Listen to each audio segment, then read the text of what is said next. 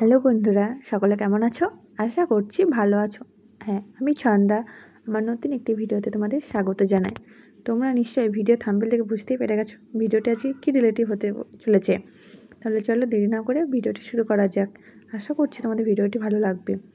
তো আমি বাবার বাড়ি থেকে শ্বশুরবাড়ি আসার জন্য বেরিয়ে পড়েছি। আর যেহেতু আমার শ্বশুরবাড়ি থেকে বাবার বাড়ির দূরত্ব হচ্ছে 10 থেকে 15 মিনিট, আর বাইকে গেলে 5 মিনিট, তাও লাগে না 5 মিনিট হয়তো। আমি একা, তাই আমি টোটোতে এসেছি। তোমাদের দাদাভাই থাকলে বাইকে যাওয়া আসা করি। অনেকগুলো দিন পর আমি আবার আমার ঘরে আসলাম, কারণ তোমাদের দাদাভাই ডিউটিতে চলে যাওয়ার পরেই আমি মায়ের বাড়ি গিয়েছিলাম। সেখানে একটা পুজো ছিল, আর কিছুদিন থাকবো বলে।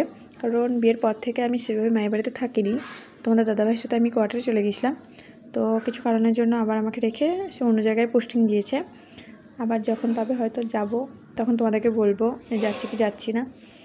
আর যেহেতু অনেক দিন ঘরে ছিলাম না, সেই কারণে যে ভাবলাম যে ঘরটাকে পরিষ্কার করে নিই।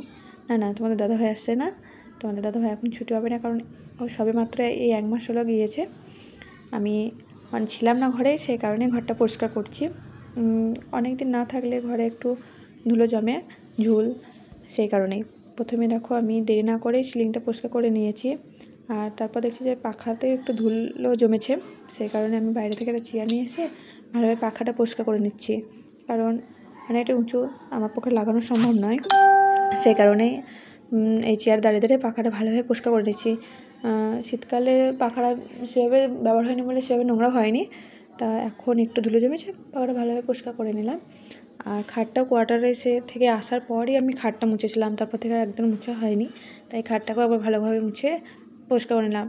আর এরই মধ্যে আমি আমার যে গদির তোষকটা দেখতে পাচ্ছ, এটাও নামিয়ে পরিষ্কার করেছি, সেটার ভিডিও আর করা হয়নি।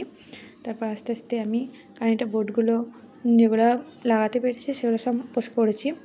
আর এইগুলো তো আমার পক্ষে সরানো সম্ভব নয়, তাই ওপরে আমি সব পরিষ্কার করে নিলাম। সেভাবে নোংরা হয়নি, কারণ ঢাকা দেওয়া ছিল, দেখতে পাচ্ছ।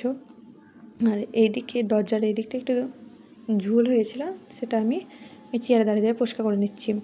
আর এই দেখো, বেশি নোংরা না, সামান্য এইটুকুই ধুলো ঝুল যেটুকু খাটের তলায় থাকে, কারণ খাটের তলায় ঢোকা সম্ভব হয় না। তো ভিডিওটি তোমাদের কেমন লাগলো অবশ্যই কমেন্টে জানাবে। আর ভালো লাগলে অবশ্যই সাবস্ক্রাইব করে দেবে, লাইক ফলো করতে ভুলবে না। তাহলে ভিডিওটি আমি এখানেই শেষ করলাম। দেখা হবে অন্য আরেকটি ভিডিওতে।